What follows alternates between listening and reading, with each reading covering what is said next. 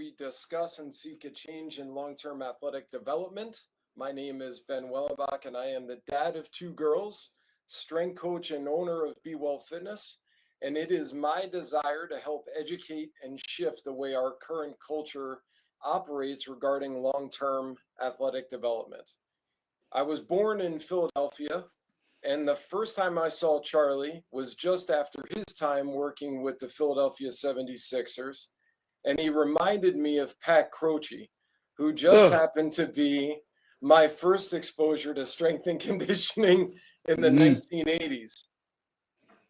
In 2011, I saw Charlie present Trying to Define the Core for the first time. He presented great material, but what I took away more so from the presentation was his approach to coaching, because it was a peek into the insight he took while coaching others, his methods, his lens.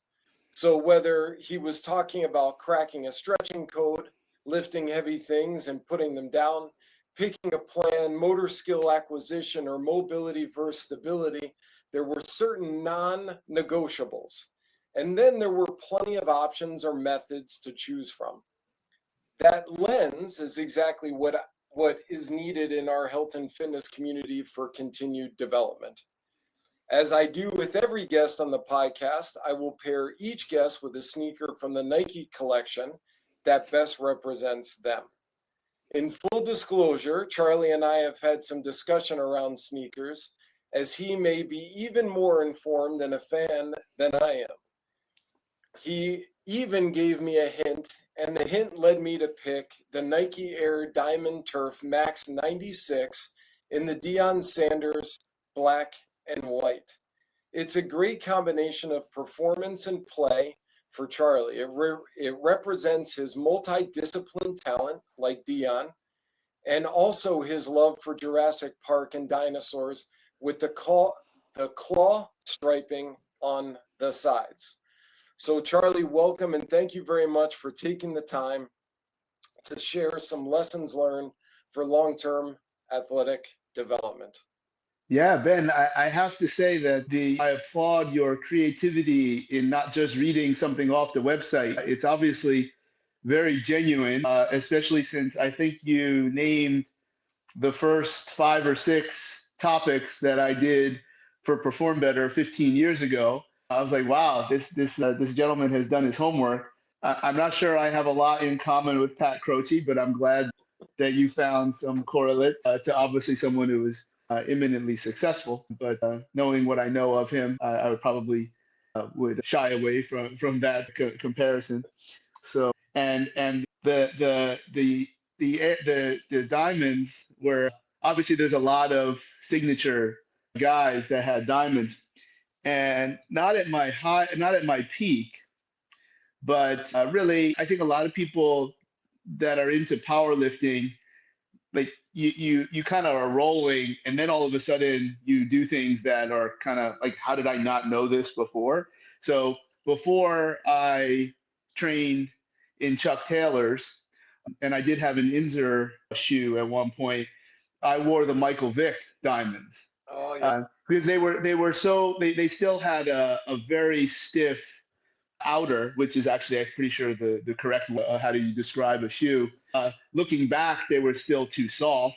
And I think if you look carefully on my YouTube, where I dunk a 595 raw, which has extra special characteristic because as a multiply geared power lifter, number one, it would typically not be throwing stones the other direction that was always thrown at us. Nobody said I could squat 800 pounds without the gear. That's number one. But I could still go ass to grass with 600 pounds. So and I'm pretty sure I'm wearing those Michael Vicks. That's why I'm bringing it up, not to tell you my Al Bundy past glory. But that was very fun to listen to. Thank you for doing that. Well, it's my pleasure. I certainly I think there's, when I had the pleasure of just kind of stealing some moments with you this past year, you know it's very easy just to talk about, let's say, the topic at hand. But I think for me, what is far more interesting is what's behind it. And I I I will say, all joking aside with the Pat Croce thing, I was like 5 years old and I saw him working with the Philadelphia Flyers in the early 80s.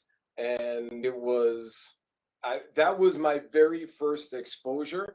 And then it was just kind of the irony of you coming off the Sixers. It just Yeah. kind of like spinned it a little bit. Well, some of the things that are eminently positive about Pat was number one, his accessibility, and I also think given the culture of a city and a surrounding area such as Philadelphia, Yeah. he really presented himself as one of the people, dare I say, a very proud ethnic blue collar type of culture in Philadelphia, and to see that like one of theirs was able to do something that broke out a little bit, and he represented them the way he communicated.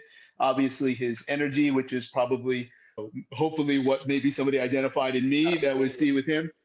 Some of the things that when he moved on into a more corporate level, and his business practices that probably wouldn't be terribly public, I would hope, and the people that he had, Right. that he groomed, that I have had the unfortunate experience to have to deal with. But no, it's probably more salacious for me to talk about the negative things, but I think you could pick a lot worse to compare somebody to, given.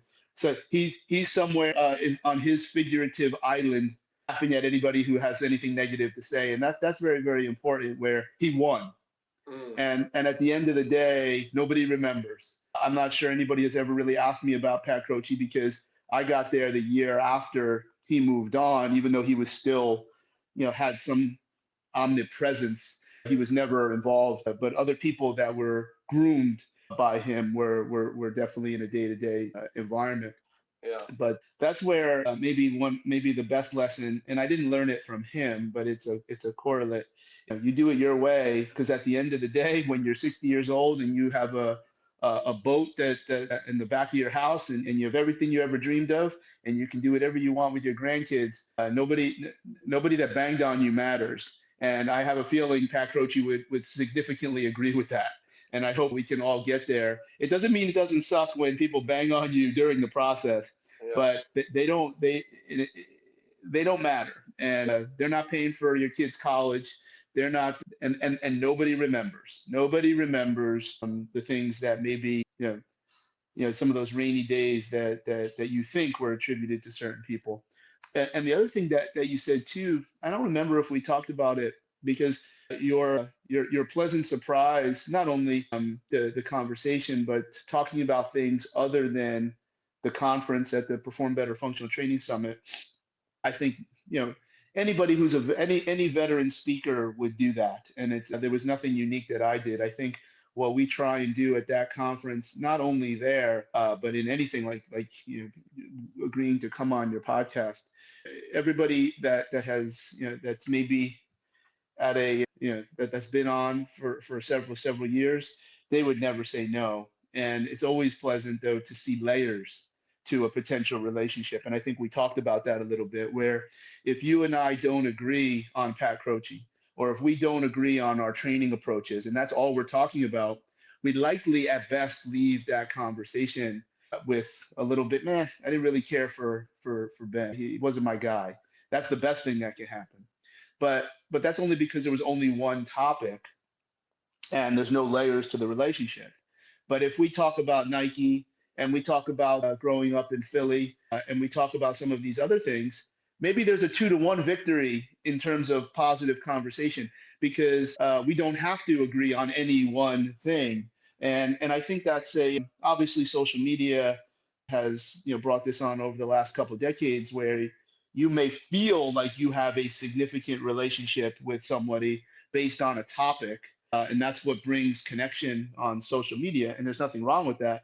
But once you lose that connection, like, especially given the tribalism in strength and conditioning, human performance, rehab, anything really athletic. I mean, we're supposed to be tribalism. We're supposed to like one team and hate everybody else. Growing up as a Miami Dolphins fan, I am legally obligated to hate the Jets, the Patriots, and the Bills.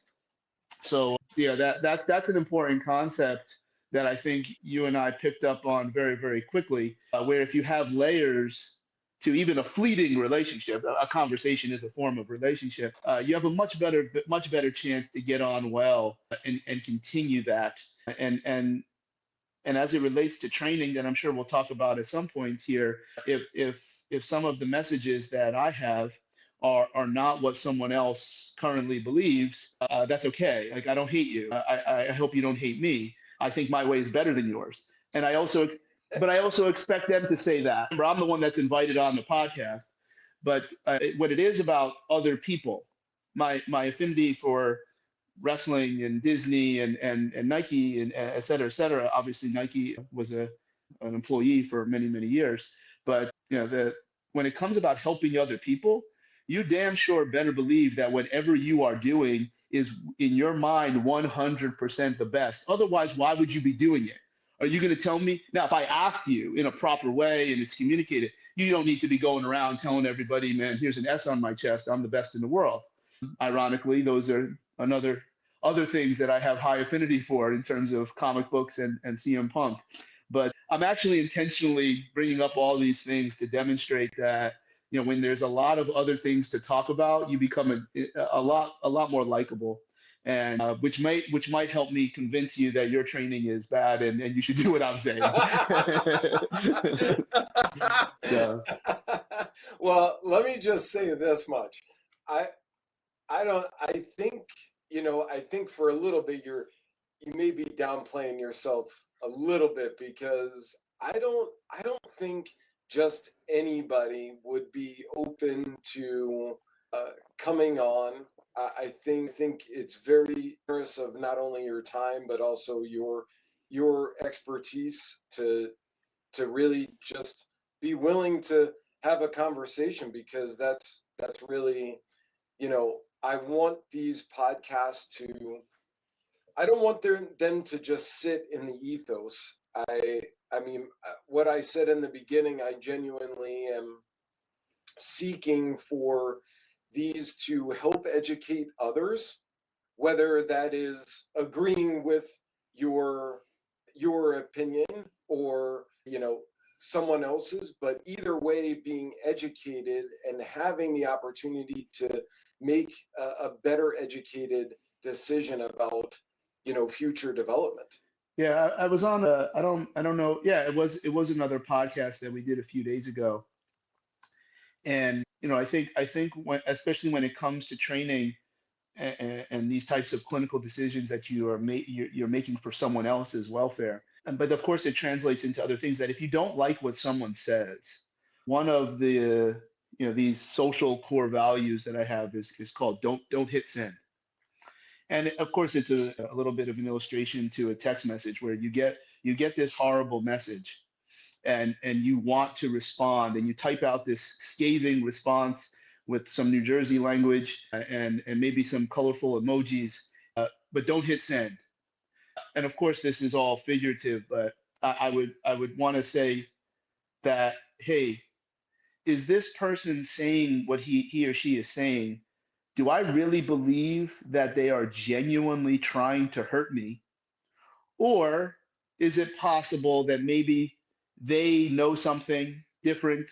They know something that I don't know, dot, dot, dot. And I am in no obligation to do what they say. And in fact, I may never even have a physical interaction with this person. Now, if you do believe that I am saying something to genuinely harm you and make your life worse, hit send, and hit send another 4 times and let them have it. And if you need to knuckle up, then I don't think that's the worst idea if you truly believe that someone was trying to harm you.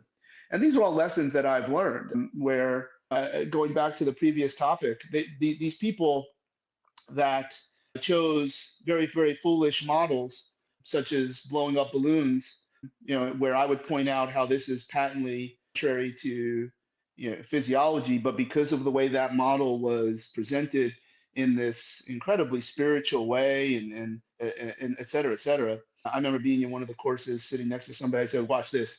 This is what he's going to say next," and he said it because that's what that type of culture would do. And those people weren't my friends. They were just respected colleagues because we didn't have the depth.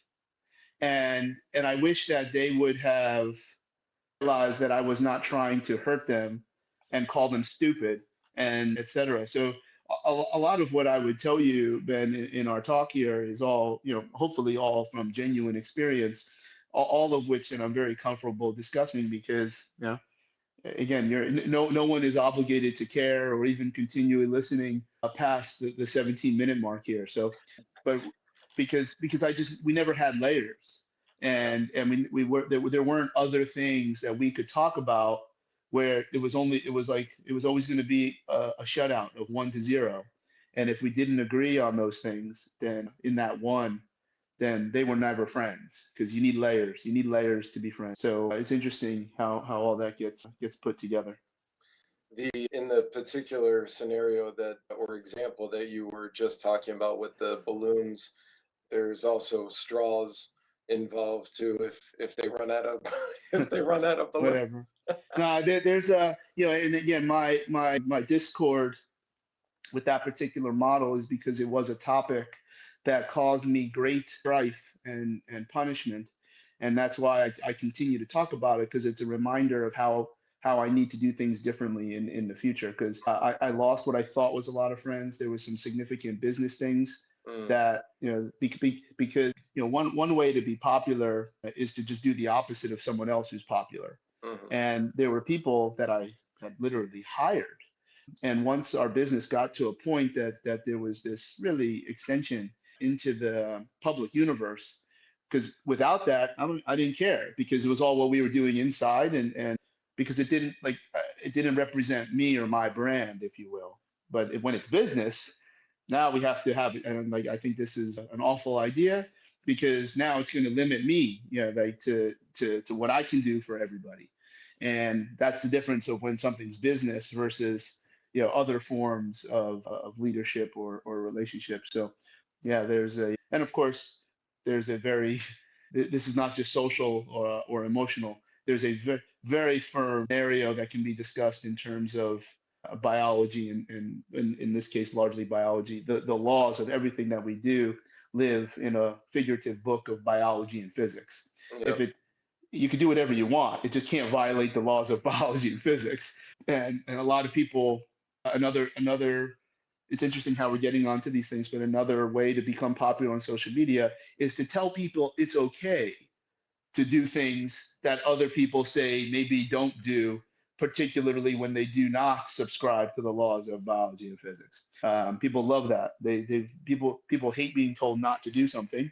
So if you want to be a hero of telling people no, it's okay to do these bad things, we see that all over in all walks of social discord. Yeah. I I absolutely agree. I think you've touched on some points that I want to bring up a little bit later. What I'd like to do though is just take a quick shift to the side and that's maybe start in the beginning here. Tell me about your own childhood. Where did you grow up? How did sports exist for you? Was it structured? Was it unstructured? What did you play? Wow, I think there's a lot of places on the East Coast that they have some type of mental conjuring of football in Texas.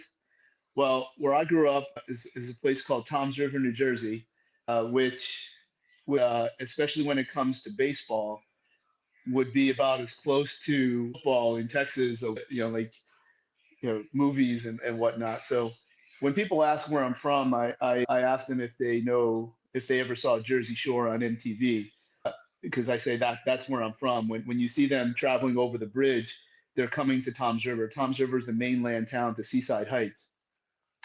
And I also would say I think Jersey Shore did so well because they weren't really acting. I'm sure there was quite a bit of getting gassed up, if you will, for filming, but that lifestyle, that way of thinking is not weird to me. It's not how I would interact, and I know all the places that they went to, but the locals had other places that so you would be a little bit different. So in Tom's River, dare I say, upper middle class, you have parents that valued sports, but more importantly, had time, to take you to practice and watch games and do, create a culture where I'm sure, of course, there's people that don't play sports, but there ain't that many of them.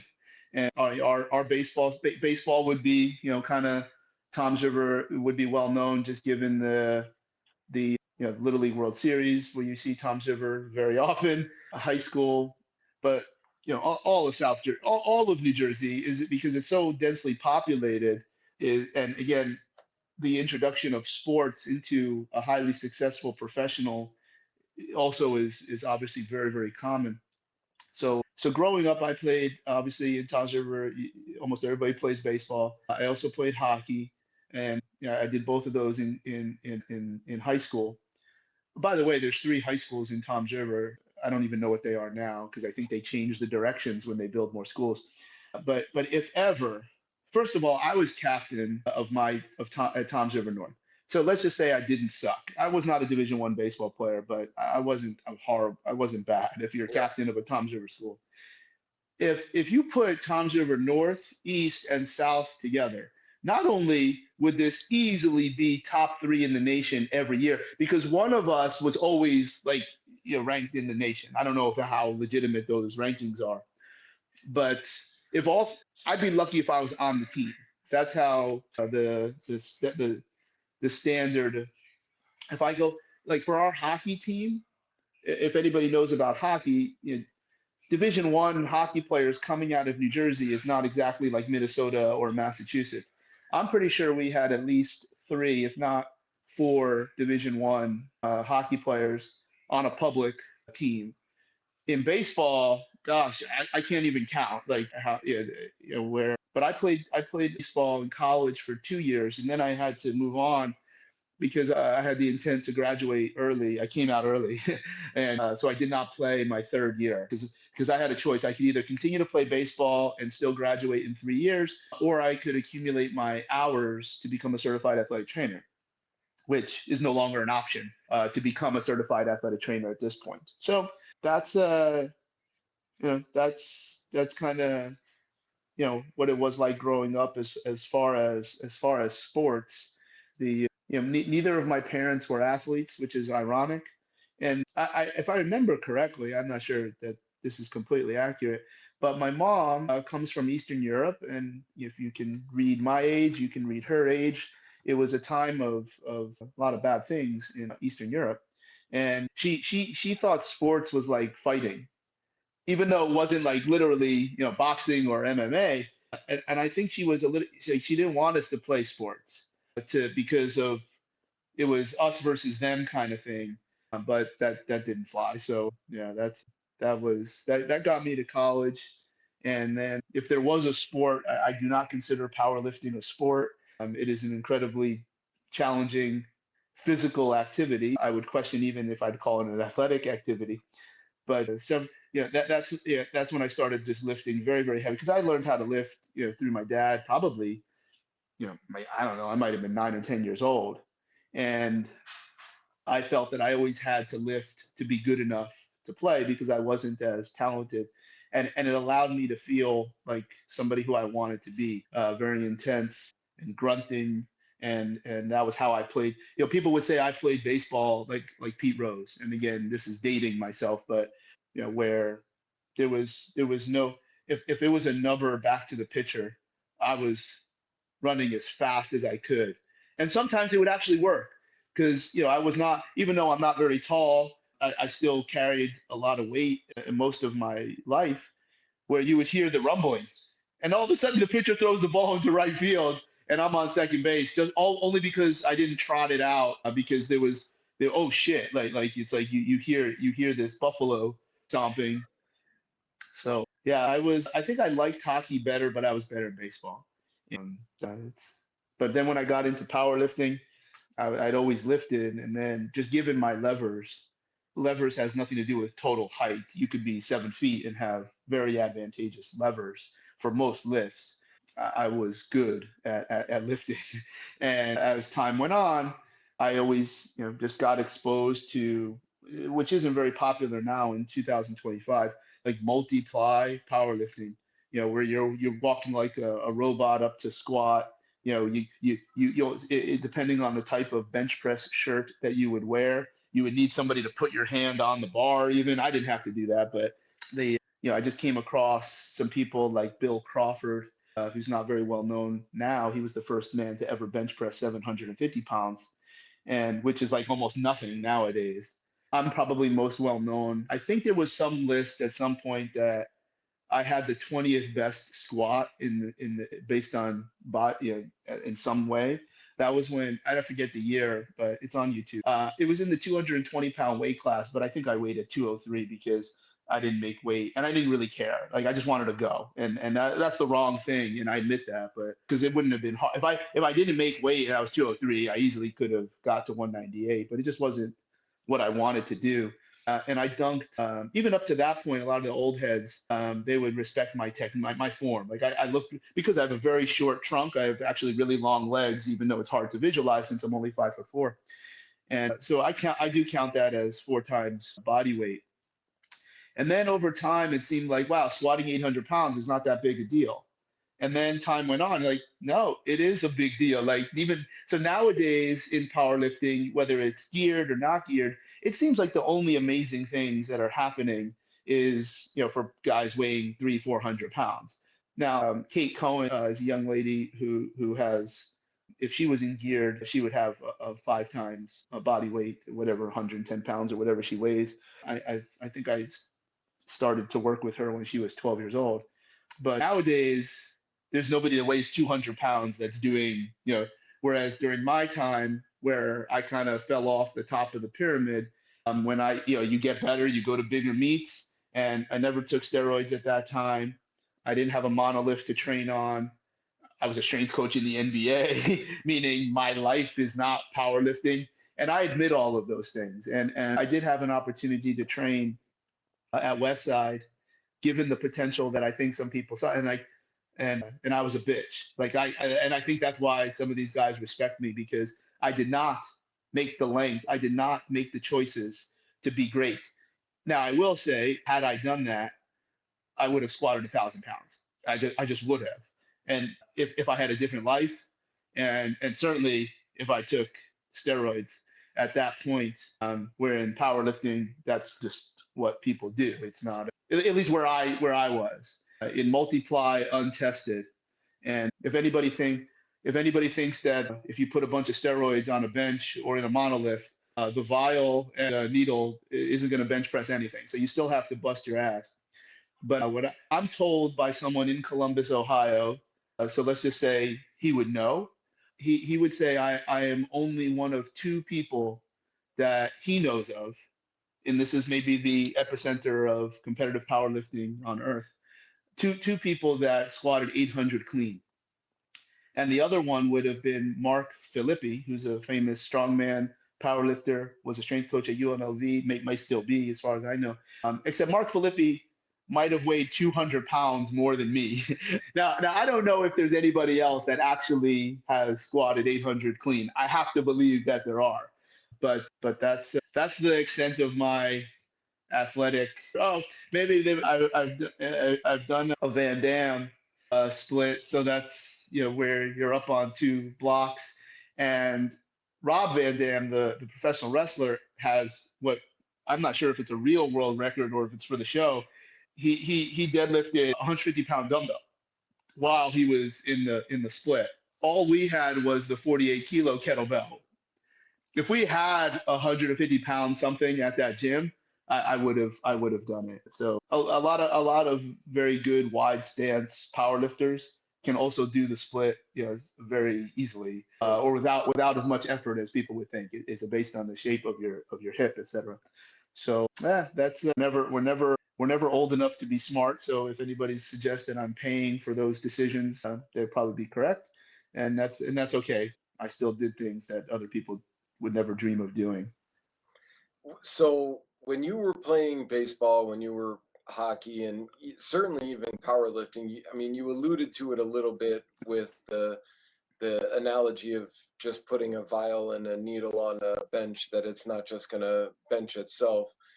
What was practice like for you? In other words, did mom and dad have to go, Charlie, you got to go to practice? And you're like, The I don't want to practice. I don't want. Oh, never, no, never, no, never, never, never, because it just becomes who you are. The quick thing that comes to my mind the first was I despised when I would have to go to religious school and missed practice or something that I would rather have done. That I detested, and then that put me into a state of mind of how I think now about those types of constructs. But no, it was never like I didn't want to. No, that was never, never, never the case ever. Like So even today, like the first thing we do when we go to, when I travel, which is obviously extensively, let me see what the hotel gym is, what's around, where can I eat, like no, that's a priority. so you know, I had Mike Boyle on a couple episodes ago. He was my very first mentor because after Philly, I moved up to Boston, and really, I would say my formidable years grew up in that area. And I was asking Mike about the impact of either the the culture of some place, or the just like the God-given talent, let's say. Have you run into athletes, clients who don't have that parent desire or want to practice, to be, let's say, into it as opposed to just in it? And what have you found to either help guide or coach them, or how have you handled that? How about that? So I think the best examples, which will probably be exciting for people to hear about, would be with professional athletes, Mm. where I used the term pyramid before. If you imagine a pyramid in the NBA, the top of the pyramid is not very crowded, and you can be great for a very, very long time with the statement, "I just want to hoop," meaning I just and in basketball, you can actually get into shape to play by just going up and down. Now, that's not the best way to get into shape because you're leaving lots of other things on the table in terms of injury and work capacity. But when we say there's no, there's nothing that compares to, getting, reps going up and down, that is correct. And the evidence that you can be one of the greatest basketball players to ever live, the one that I worked with would have been Allen Iverson. You don't have to have any general physical preparation at all. So by definition, specific physical preparation can only be performed with a basketball in your hand. Special physical preparation would be something that you don't have to have a basketball in your hand per se, and it would be useful for multiple sports, but not all. General physical preparation is something that would help all athletes, in an intelligent situation. So there's the basketball players have, elite basketball players do not have significant general physical preparation, which kind of beats the system a little bit because their specific skills are so amazing and they're so much better than the next set of guys that they can last without doing that. In the NFL, you cannot. You cannot. We see in NFL guys get bad fast. How they deal with an injury, which is much more common, the devastation of injuries in football than in basketball. But that top of the pyramid is extremely crowded. And also the culture of I need to be in the weight room happens when they're a little kid. So you don't lose that. The value for mass in football versus basketball. And remember, you would train these two human beings very, very differently. Additionally, you can't go up and down in football. You can't even play flag football, and get into shape. You have to do all of these other things that are very, very general and special. Specific physical preparedness is really only is like running the plays, but you'll never get into shape running the plays. Maybe a receiver could, running routes, etc.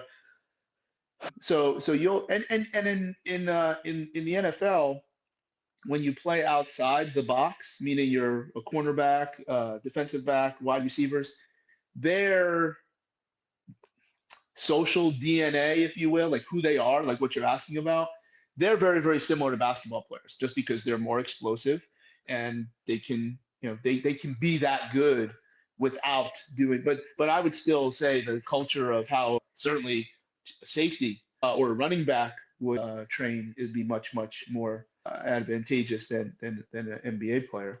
So that being said, if somebody doesn't get it by the time they're an adult of any age, it's not likely that they're going to get it by surrounding themselves in a coach.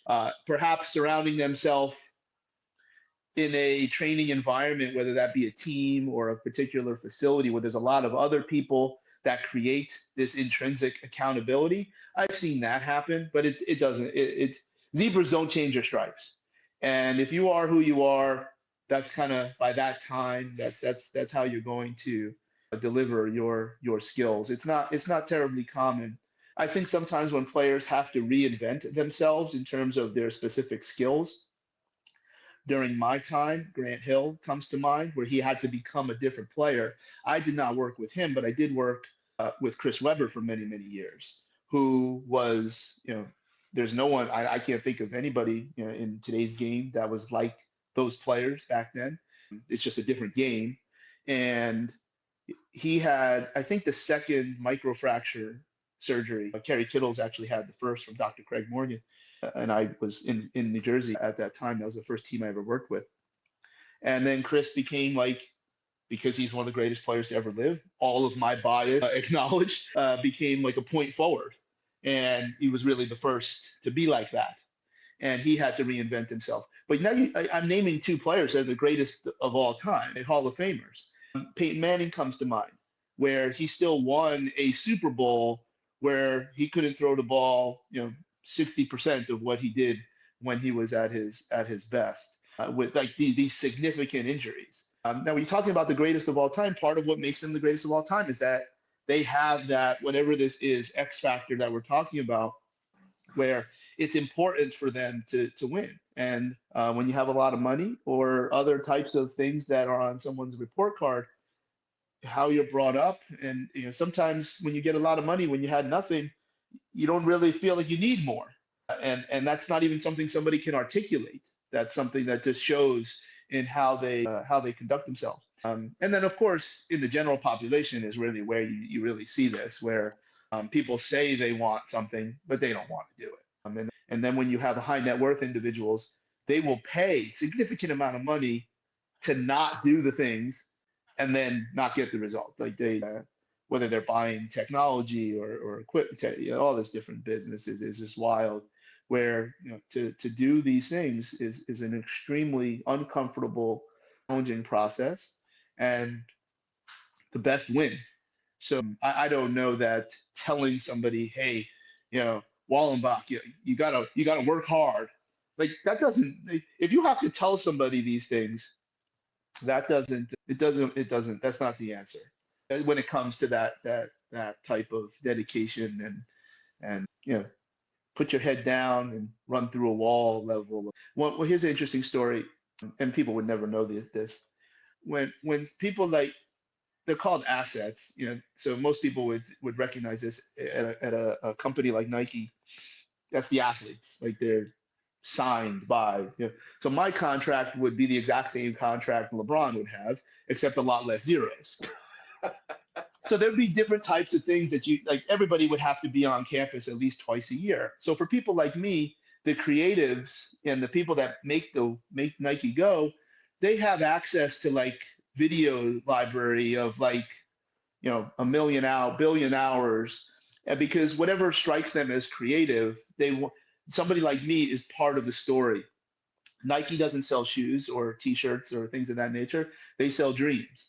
They sell this, you know, this story. They sell stories. And what you and I would do for an athlete is part of that story. And because our brains don't work like theirs, I'm like, I remember one meeting where it's like, I don't even know why I'm here. Like what? Explain to me why you want my opinion on this topic, because this is silly to me. And they explained it. So anyway, one of the ones that and I didn't know what the questions were, but I think other people did. Next thing you know, like I'm in this, what looks like a modern day podcast where people are asking me questions, and everybody at the big conference starts to be that they got to hear what Charlie's going to say, and they were asking, and I knew exactly where they were going, and I think I know why people were there, because they knew I was going to blow up this interviewer. Can you compare, what it's like to work with high level professional athletes and a United States Marine? Because at that time I had just finished being the head physical therapist for Marine Corps Special Operations, and I knew it. I mean, this is going to be amusing, because the type of people that work at Nike full time, they're kind of easy to rile up as well. But that's not why I said it. I said I believe what I said, and I said they couldn't be any more different. Like whereas they want to, probably create an image that professional athletes that are highly associated with this brand are very, very similar to these most noble human beings that protect us in our country, when in fact they're from different planets. And I said, like, if there's a brick wall right in front of you, an NBA player will not try to climb over it. They will not keep walking left or right to go around it. They won't start chiseling it.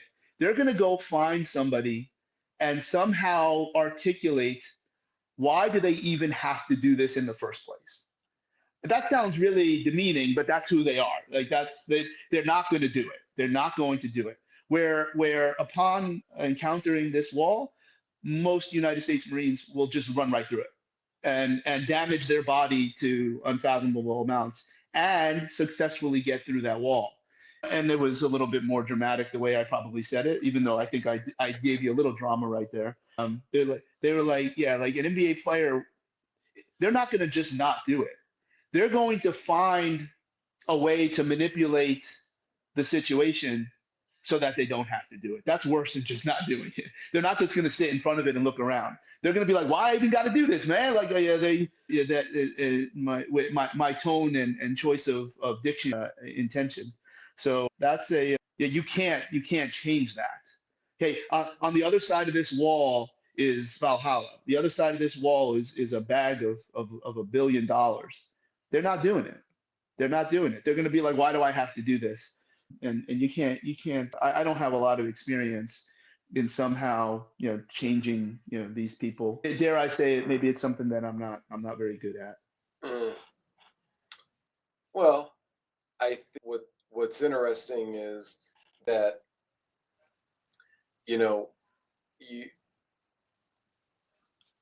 you're probably talking to them right around the time, and maybe I'm completely wrong, but like one of the most famous interviews with Allen Iverson, where you're talking about practice, like Well, look, that was iconic in pop culture, but there's a lot that people don't know. I would ask anybody who is condescending to Alan, based on what they hear in that interview, please find the full version, because yeah, he had somebody very, very close to him pass away immediately before that interview, so his comportment was even less polished, if you will. But when I again, as somebody that he's my coworker. Like this isn't. I look at him in a completely different way. He was his lens was he was like an 8-year old, where he would be like, why do I have to clean my room? It's just going to get dirty again. Where in facts that he was the best player on the planet, and he didn't he was interpreting this that I can't get any better. And then, which this was a conversation that he and I had, he's like, I'm not going to use his voice. I can't do it anymore. But yeah, in he's like Charlie, you don't understand. Like where I'm from, you can't trust anybody. So his lens, his individual DNA, not from a biological level, but a social level, is like I'm not even going to worry about these other guys because I'm not going to make them better by practicing. These are things that he couldn't articulate, but Allen wasn't dumb. Like, he was, again, to many people would come across not polished, but this was a very intelligent human being. He just, looked and talked differently than a lot of people that celebrate him. And he's like, yeah, like if I pass him, like, and then he doesn't make the shot, I know I can make it. So why am I worried about this? And then I'm paraphrasing, and there were other players that had very, very limited mental endurance, mental strength, and mental endurance. That when Allen didn't play, Johnny Salmons would go for 38. But when Allen did play, he wasn't as good. And I love Johnny Salmons, and he was yeah, again. I had a good relationship with a lot of the guys in Philly. Certainly not all, but Johnny struggled with Allen. Yeah, but that gives you a little bit of perspective, at least what Allen was really trying to say, and that's on him. But again, Allen doesn't care, and nor should he care. And if I'm saying something that somebody doesn't care for, I don't really care. That does, he was invited to speak, and he gave his truth to what he thought was happening. And of course, there was a lot of buildup, for who he was in a place like Philadelphia as well. Yeah, I mean, I couldn't agree with you more to watch the entire interview because I think to take that little fragment or section out is a complete misrepresentation. And I think although it has become this iconic, it's even in your phone if you were like to put it in a meme, it's still Yeah. there. But you know, to your point, it was certainly misconstrued. But I would say, not say, I would ask the next thing, which would be, I believe it was either in something you've written or a post or something, but it was something that you've said in either written or video where when you were with the 76ers, there was a statistic that you were most proud of or most impressed with, and it gave you great pride that I think it was the starting five or the six almost played all 86 games during the season. I would, Whatever it was, I'm pretty sure 04, 05, and 05, 06, we were the healthiest team in the yeah, NBA. That whatever I think the one that I'm definitely memorable about is Chris Webber at the age of 32, an older 32 because of his knee.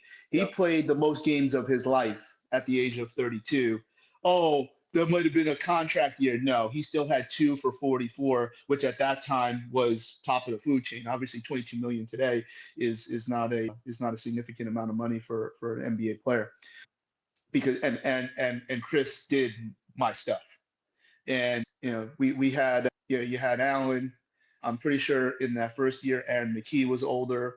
So look, it's yeah, and two guys go down in a traumatic, with that we had no long term, ankles, ACLs, et cetera, and Allen excluded. We had, whether you count the young kids or not, we had only one player that didn't stick with the plan.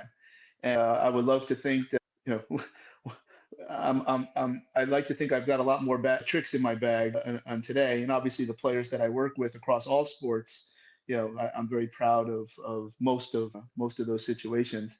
But yeah, I'm pretty sure it was also like the and somebody can validate all this. You can just go on basketballreference.com. I'm pretty sure one of those years, I don't know if it was 04, 05, or 05, 06, the difference between first and second was like this. Like it was so that one you could say is luck in terms of okay, you didn't hit the this horrible ACL where in December where somebody misses 65 games. We didn't get anything like that. Nothing. And that's my job. That's what my job is to do. And whether it's buy-in, to get the guys to do something. And back then, probably because I didn't have nearly the confidence or the breadth of techniques, if not skill, to deliver. Looking back, I didn't let good be the enemy of great. And when I have a good long-term situation with somebody, I try to use that. But sometimes it's a one and done, and I'm getting paid a lot of money, so there's pressure on me. I'm not a thief, where you need great. Otherwise, we're not getting to the second opportunity to try and help. So yeah, I wonder. I'll go look that up and because I think the Sixers were also very good for a few years later with the same core group of players, largely led by Andre Iguodala, who played forever. No surprise, and he did encounter some other very good coaches, strength coaches throughout his career. That culture. I think the Sixers were still very good in games missed until when Bo Cheeks moved on. So yeah, that yeah, stuff that nobody can take away from you. And I would challenge that because it was more than 1 year, it wasn't luck. Yeah, I mean, well, first of all, Mo Cheeks, man, Maurice Cheeks, that is a throwback. But so when I was talking to Mike, he was talking about his experience with the Red Sox and how at the time guys were not into getting on a foam roll. Guys were not into the recovery or preparation side of things. And his approach was that he basically leveraged guys like David Ortiz, other leaders of the team, and kind of had a bit of a heart to heart with them. What did you do to create the buy-in of what you were seeking to do, which was keep these guys healthy and operating at, top level?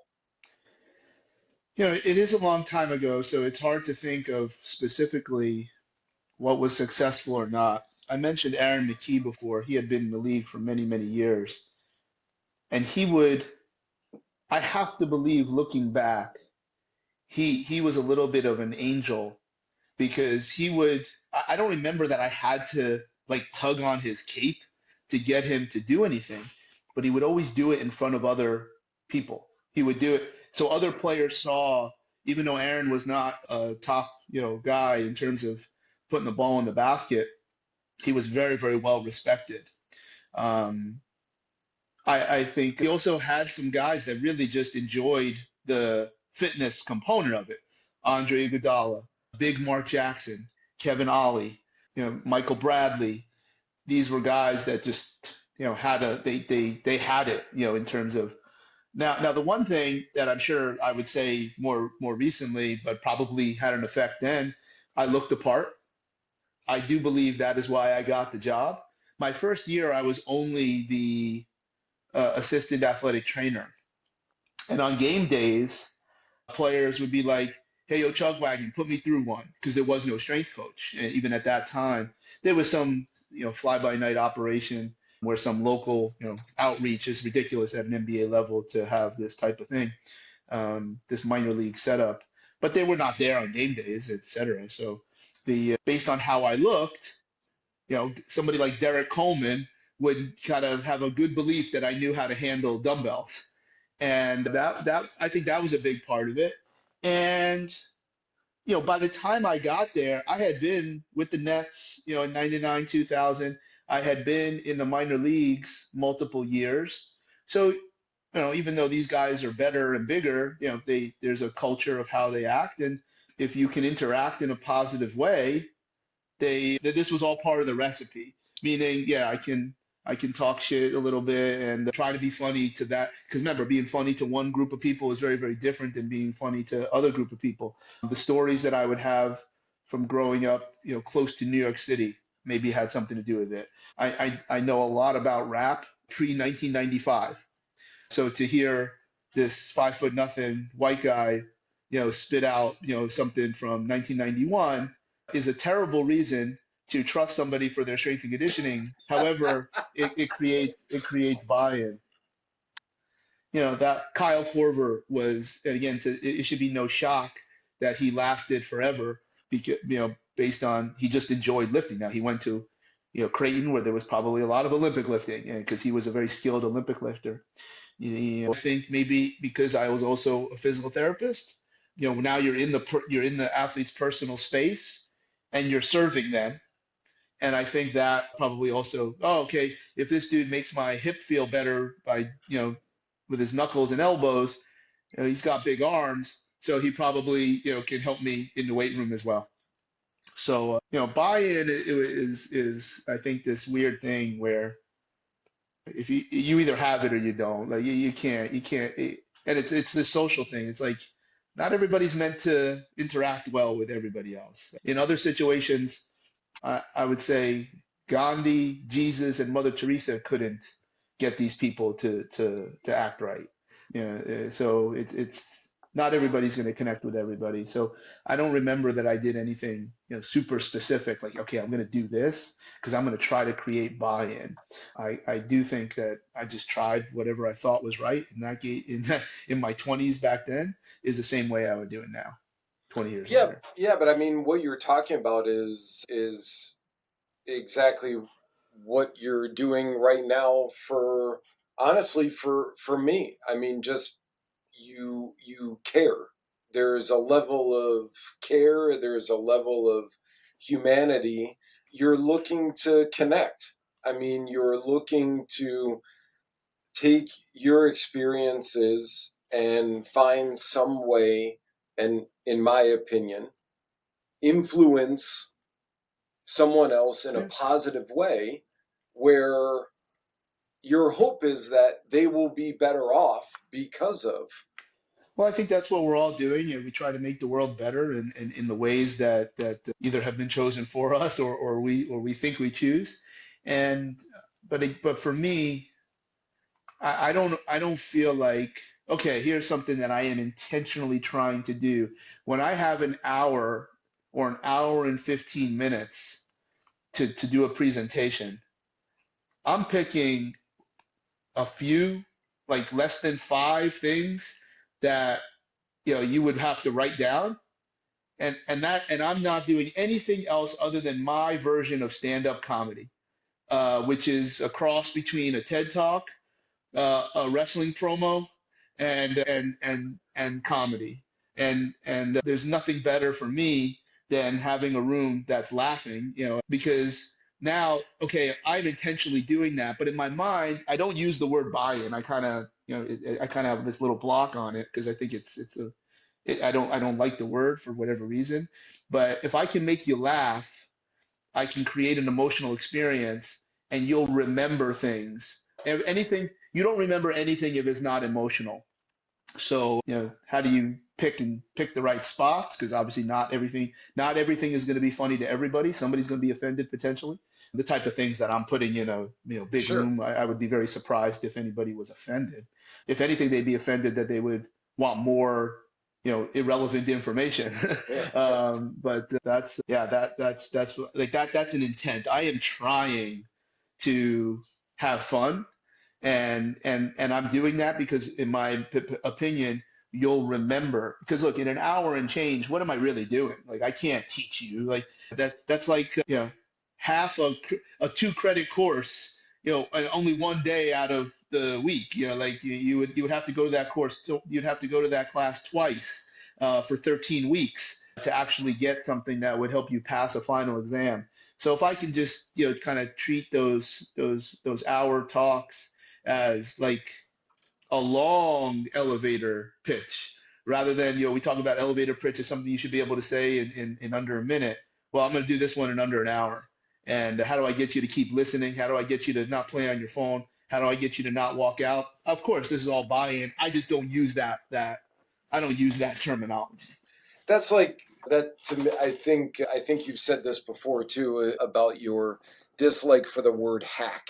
Yeah, You yeah. know, That's in hack are in the same yeah, little exactly. jar that nothing is a Because hack. You can't hack anything. It yeah, either works or it doesn't work.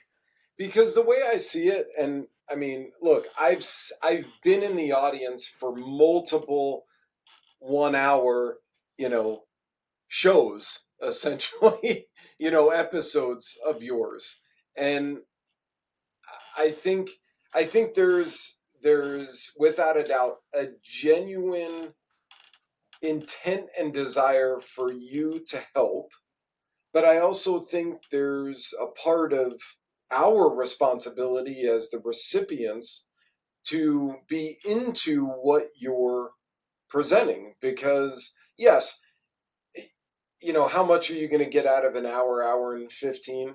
Okay, but the pebble has been tossed into the pond, and you know are you gonna see the ripples? Are you gonna see that it's not about some special exercise that you did with Iverson however many years ago, but what I'm way more interested in is the lens in which why you picked that. Mm. Like, what was the rationale? What did you see? How did you implement it? That's why I was, and have been so fascinated and impressed with Nick Winkelman and his language of coaching. And, because as coaches, we're looking to positively influence the people that we work with. Yeah. And I would even say as parents, like, I want to positively influence my daughters. So, that to me is, Well, look, if you tie it back to the, when I say a zebra doesn't change your stripes, you know, some people, don't like certain food, like and you and I love it. That's there's nothing wrong with that. So the first time you see somebody speak, if it's not your cup of tea for whatever reason, that's okay. Because I do think, especially if you create avatars for different type of listeners, better or not, or worse than anybody, but people have different goals. I'm going to teach you more of how to fish than give you a fish, even though there might be a combination of both, because yep, that's what's fun for me. But I just believe, here's something that might be interesting.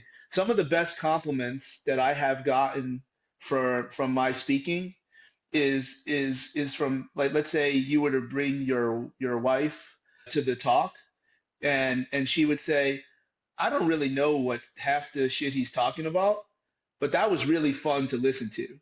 And I've got that's the ones I like the most. mm, And that has happened a couple times, because that means I'm actually doing what I'm trying to do.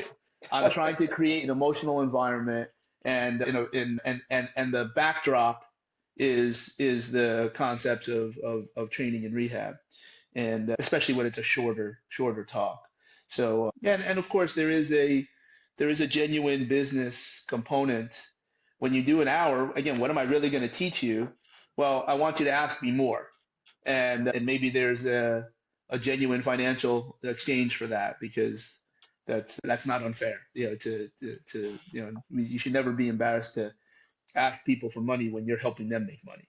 yeah, I'm not leaving anything on the table for that reason, but it puts it into perspective of really what, like, there's nobody, you go to an hour talk, or even a conduit of 2 hours of talk.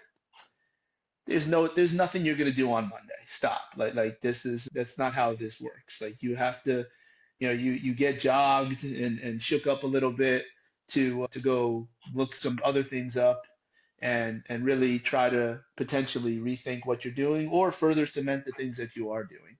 You're not flipping the table over from these one-off type of engagements. mm. If we can keep along the same path, but just make a quick little detour, and it's about the what's behind you there, which I'm assuming is from the Marines that you Oh, okay, yeah, worked with. You don't need to get into, let's say, too much detail because it may not be appropriate to do so. But I would love to know what the main goal. First of all, maybe how did that come about, and what the main goal of you being there. I don't want to necessarily say buy-in, because from the Marines that I've worked with, so we in the Navy base that every naval recruit has to go through is like 5 miles down the road from us, and there have been a couple Marine groups that we've kind of had the honor and pleasure to work with, and there's not much in the way of choice once they're told to do something. So I would just be curious as to know, how did it come about, and then what was the main goal, and then how did that how did that end yeah. up? I'll start with the finish. At the time, every year that goes by, it becomes a little bit more positive from a learning experience.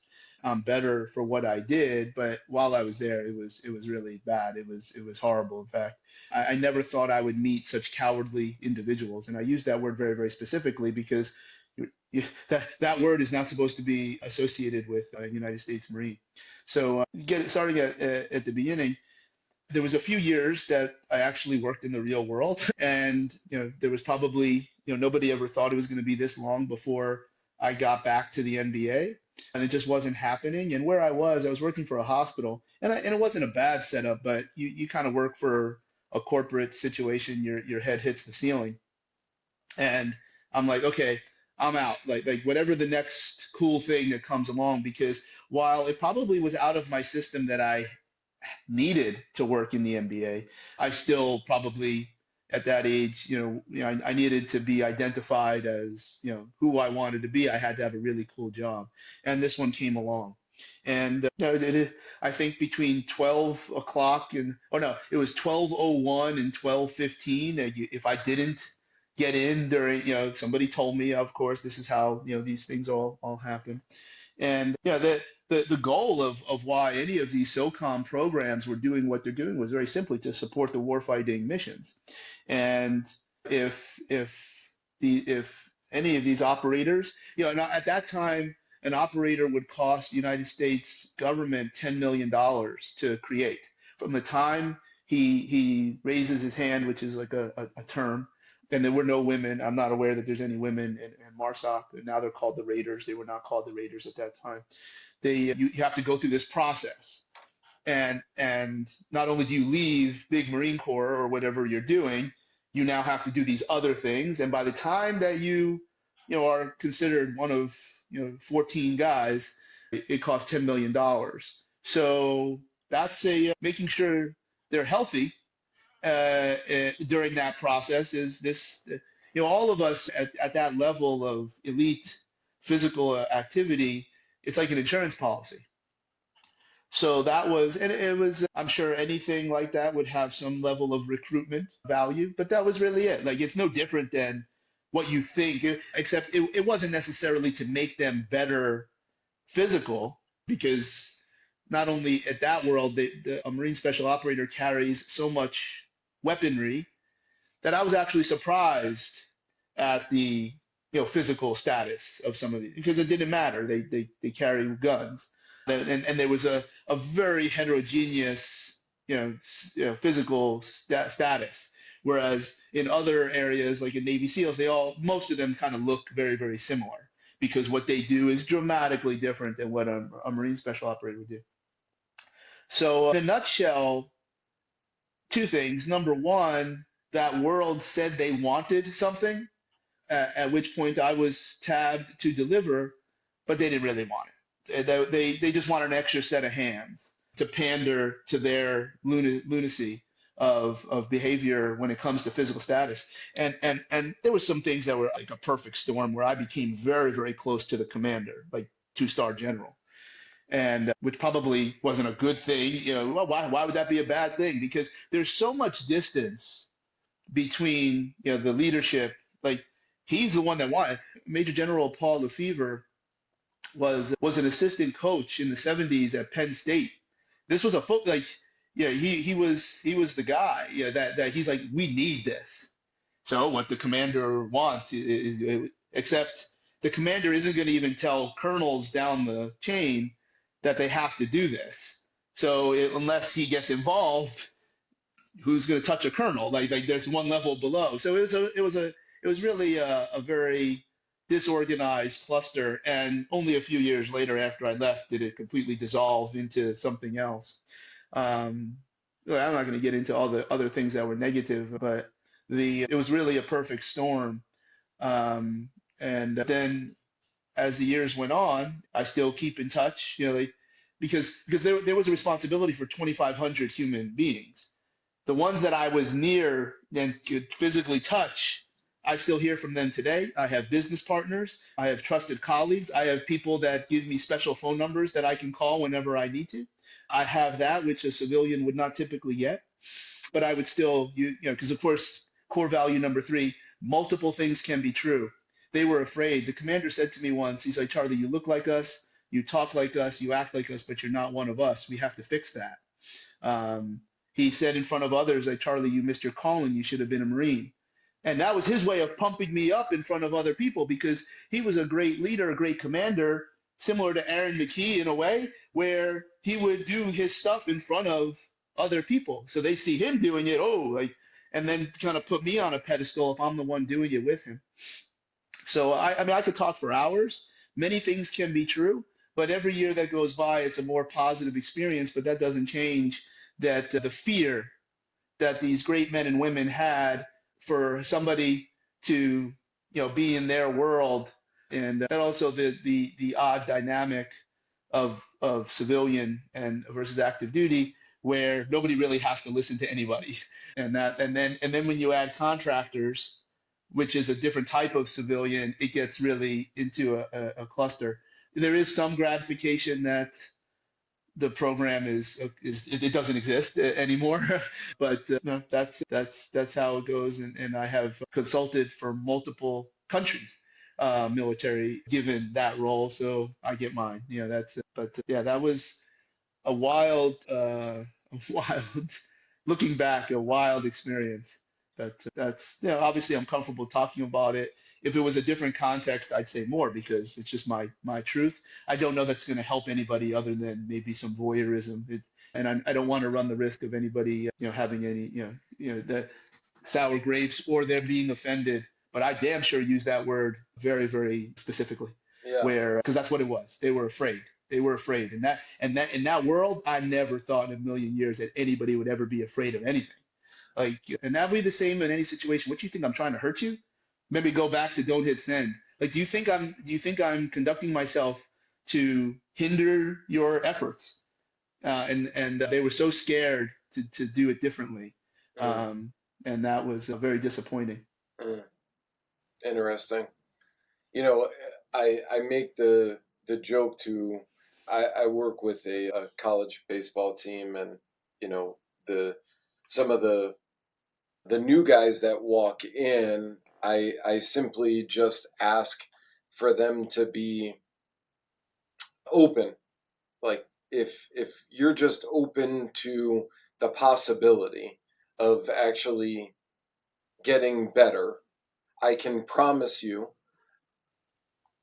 I don't want you to get hurt. I don't want you to get weaker. I don't want you to get slower, to not have the velocity in either your pitching or swing. Like none of those things is what I want But you for know you. what, Ben, in your facility where you're the owner and you're the main voice, your voice is heard by every customer. I didn't have that, Mm, and so the people that were under my charge, yeah, if I go back, like that program should have existed for a year without any service, where you just shaking hands and kissing babies, just like a normal business would be open. That's why you get a year free on your lease in the beginning to do your build out. This didn't have any build out. And again, the commander explained it to me. He said, Charlie, you don't understand. In the Marine Corps, we paint the bus after it leaves the garage. And I'm like, I need help. And that's so again where my voice was the primary, you know, intervention. I still have, you know, multiple people that are very, very important to me in my life, whereas others I wouldn't help them out of a ditch. Yeah. I think it goes back to, in this, the again, bringing it back to kind of the point of educating, and the whole point of the podcast, which is, you know, creating connection and relationship with people, what, Yeah. how That important didn't that. that didn't happen, but I think in my situation it's more of a hard business lesson Mm, because again, I'm leaving some things out, but now it'll make perfect sense. If you didn't in your business, would you ever bring somebody in to work in your model where you're the one responsible for the result if you couldn't interview the people and they just showed up one day? right. Uh, and it was somebody else, not you, that created the standards of how that person should be hired. So we had this one's wife, and this one's worked at the YMCA, and this one worked at the Marine Corps gym in Pendleton. I mean, it was just an absolute joke. And if I were to do things differently, I should have turned it off for the first year and then reset the system, which was the plan. But that's because again, it was I was the one that was going to get looked at, and that's that again, you see how it makes a little bit more sense because the contracting system is exists where the government will spend more money than market value if they don't know for sure that they need this thing or that they'll so that way it's over, meaning they'll overpay. But now like, a government contractor doesn't share my goals. They don't. So now somebody else wrote it up where as long as you had NSCA, I think. I mean, this was, and then the government contractor. Most government contractors are retired military, so they have this family. I'm like, I would probably call it not a red flag, but at least a bright pink flag, because if I bring in people to this world where we're trying to change the culture, the last person I want is somebody that has an emotional connection to that culture. I don't want anybody that's ever going to say, well, yeah, that's just not how we do it here, which was the big, one that if there was a billboard for my dilemma, that's what that was. Hmm. So that's yeah, again, that's every year that goes by is more positive, and I'm it's always going to be it'll never be less than 51-49 victory for my experience there. If you're still good, I have a couple other questions. Sure, sure. So the next one would be, who were some of the most were or are some of the most influential people in your development, and let's say in your life? Well, the major general actually would maybe not in the most positive way, but certainly not in a negative way. I would have to say that time being there was this incredible hallmark transformation for me, where wow, like I look back and so many good things that I learned about that world or how I operate today, and also the horseshit that I saw. I know how not to do it, and that translates to a very global view in terms of that's just not how we do it here, which would apply to many places and some of the specific things. Um, in PT school, I think we started in out of 50, there was 6 guys. And if you profiled the faculty, that wouldn't surprise anybody. This was a woman hear me roar. And I remember at some point I was told by one like, Charlie, we're not sure you're cut out for physical therapy. And I'm like, yeah, now look at me now. If it wasn't for a gentleman named Mark Campolo, Dr. Mark Campolo, I'm not sure I would have finished because they had it out. They didn't, I think at least 2 guys got cut. And look, their grades were probably not good, but I don't know that he influenced me, in the same way as some of these other folks, but certainly a hallmark individual in my story. I think there's probably more, and it's not that I don't want to credit other people because I will easily credit other people when we talk about the clinical stuff if we need to do that. But as far as like my story, there's a fellow named Joe Napolitano, and he owned a physiotherapy office in Tom's River where I did a capstone like summer internship. And look, even there's a bigger story of how I even found him, which again I don't it'll make it a better story, but it's the bottom line is that if I don't find Joe Napolitano, you're not talking to me because of Joe, that's how I got to the New Jersey Shorecats because the orthopedic surgeons that were in cahoots with his PT offices became the team doctors. They asked Joe, "Do you know any athletic trainers?" Bingo, I'm in professional basketball making $25 an hour, but except Rick Barry and Clifford Ray were the coaches. Rick Barry, one of the greatest of all time, Clifford Ray, one of his buddies, and I just saw Clifford for the first time in a while in Atlanta airport. I look over, I mean, amazing stuff. I get the chills a little bit. But then after a few years, yeah, because I was in the summer, I could do that while I was in PT school. I said, Clifford, hey, a couple years ago you were on Coach Butch Beard was a coach for the Nets. I kind of like this basketball thing. I always thought I was going to go to the military, check, NFL, check, pediatrics, check, but basketball was first. And he's like, yeah, his name was Ted Arzonico, same trainer. Give him a call, drop my name, see what happens. I called Thursday, interviewed Friday. I was in the NBA on Sunday, and that was. And then obviously every situation after that tracks to this now, 20-some-year-old that's got this killer resume and some NBA references. So Joe Napolitano, if he doesn't give me the time of day, and I don't have a great experience there doing whatever it was that I did, then it kind of sucks that I look up people every so often. I can't find Campolo. I can find his son, so I'm hopeful Mark is still with us. But and Joe, I haven't looked him up in a while. But one day if I ever have like one of these leadership conferences, these would be all the speakers. The Sam Gibbs, who was my best man a few years ago for my wedding, him in this V2 of my career, him and Ndamukong Suh were people that have let me be kind of who I am because they're great leaders and great leaders do certain things to let people do their thing. Obviously, there's more to Ndamukong Suh than destroying quarterbacks. And I've been a big part of his team influence as a even though I got some years on him, the patriarchal nature of how he controls his team and manages his team. That would be another name that I would, that would be more social, related. But of course, I mean, I do want to be the person that says thank you more than anybody else. But this would be like at the Emmy Awards, and I have a list of all these different people.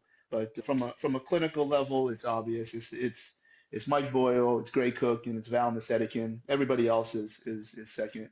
That's how and it doesn't mean second is not good, but those are the three names that I'm not talking to you, particularly without Mike Boyle.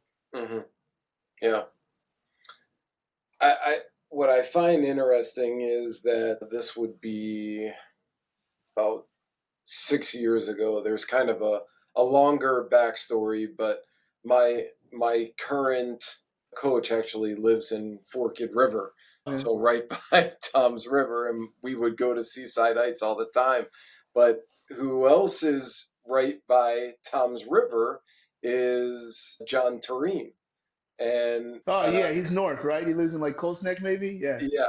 So John Tureen and my current coach Will Chung were roommates in college at Springfield College, and John came to chat one day, and he kind of gave this.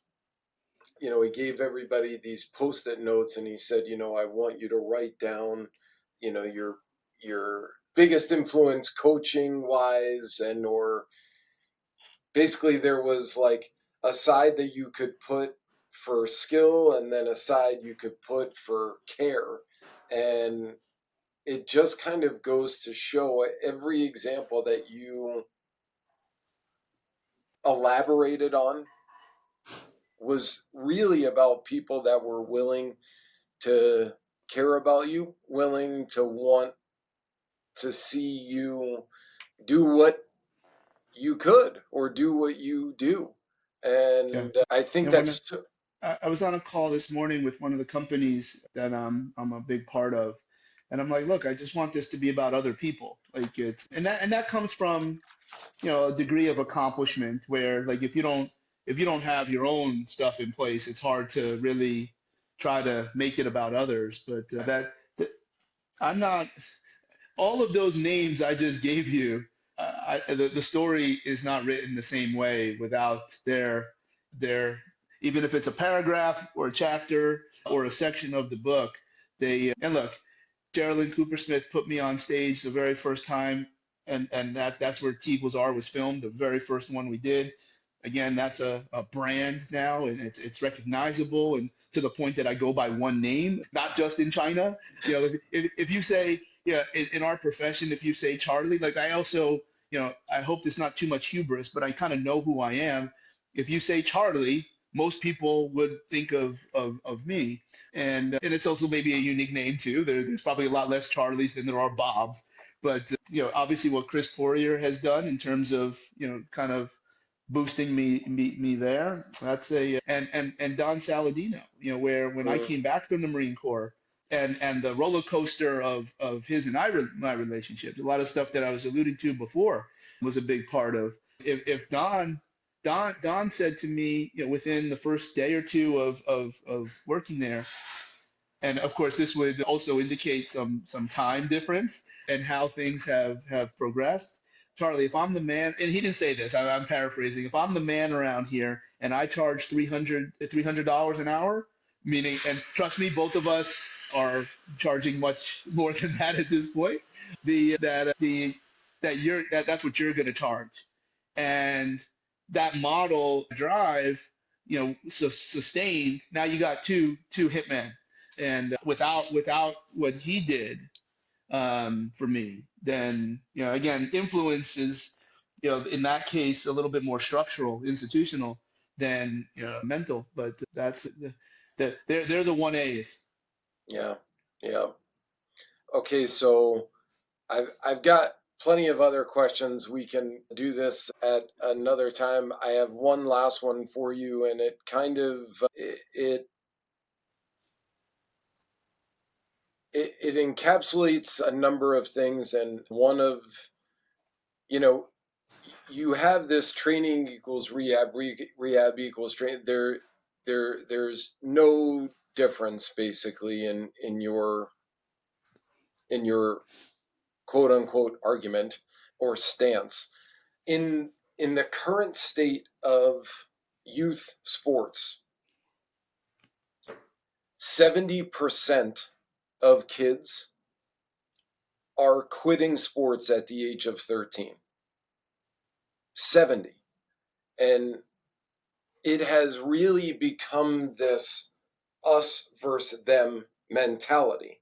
And then you take it back to one of your quotes is you can't say you did a good job just because you've made money. And this is very much the sentiment of a lot of these youth organizations and or bigger organizations like AAU. So it becomes this us versus them mentality. And in my perfect world, or at least my vision for this podcast, is that it can help shift by giving an opportunity to get in front of someone like Nike, who has this mentality of, you know, we are engineering these things to build to the exact specification of championship athletes. We are sponsoring these folks who we think could positively influence a culture. And I guess my all of that being said is you don't see a difference in any of this. It's just training to you. And I guess the question becomes, what would your, let's say, development program look like if you were taking kids? You had mentioned you had worked with this girl from the age of 12. What would your program look like from a youth age 5, 6 to 8 through adulthood look like? It's a little bit challenging to answer because there is a that we would have used in Canada basketball. I don't know that we would be identifying athletes at that age, but there are, you know, when close friends ask me what their kids should be doing at that super young age, 3, 4 years old, provided that it's the a great instructor, coach, sensei, I prefer judo or any of the martial arts that involves falling and flipping and landing. So there's something to that where you're not afraid to do that. You're not afraid, not only learning body control, obviously with martial arts, the discipline that we think comes along with it. And even if it is more striking based like Taekwondo or boxing, there's value from that setting. And the other one is gymnastics. And again, this isn't weird to see little kids, even collegiate wrestling, folk style wrestling. It's not strange to see, there is no technique. They're just kind of like sumo suits, at a party, and that's what they look like in these little kids.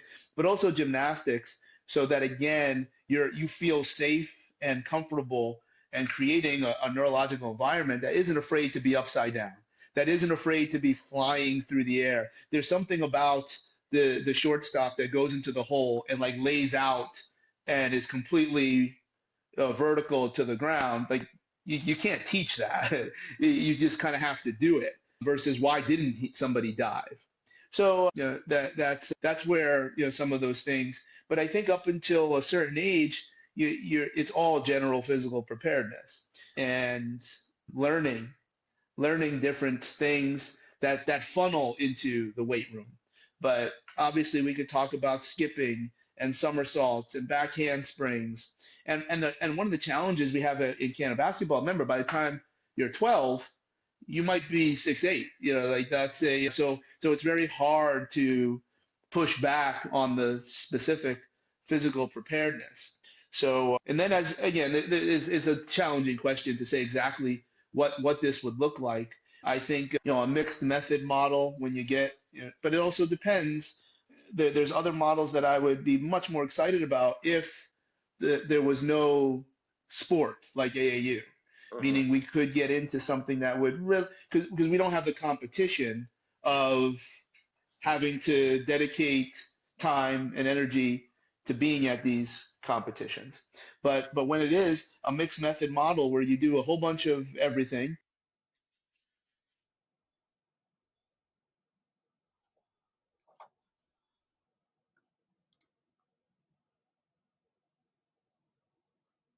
Yep.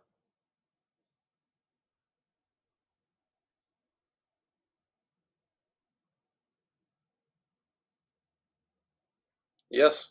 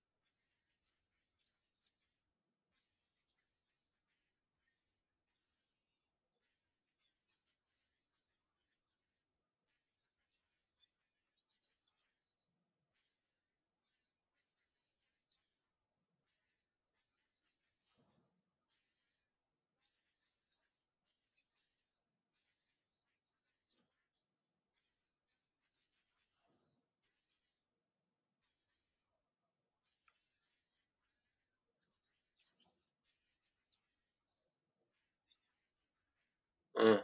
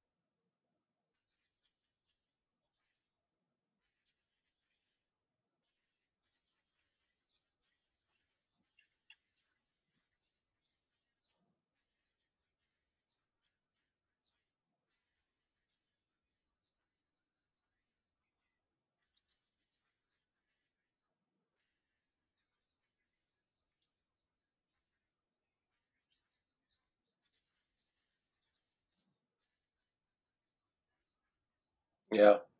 Yeah. Well, it all comes to influence, to connecting, and I really I can't thank you enough for your time today. Your stories, they were to your point, entertaining and fun to listen to. You brought me back to some really good times for me and in my life as well. And I'm glad we had the time to connect. I I would say to the folks that are watching and are not familiar with Charlie, not just Charlie Weingroff, but Charlie, that you can find him on his website. For this one, you do have to actually use his last name for, but it's just his full name.com. You can certainly find him on the social media platforms as well. I highly recommend, just if you go on the Instagram and look at some of the clips and the videos that he has put out of snippets of information. Hopefully, they will tantalize you to seek more from what he has to offer. At the very least, be open to hearing his approach. So, Charlie, thank you seriously again. I'm grateful and wishing you all the best.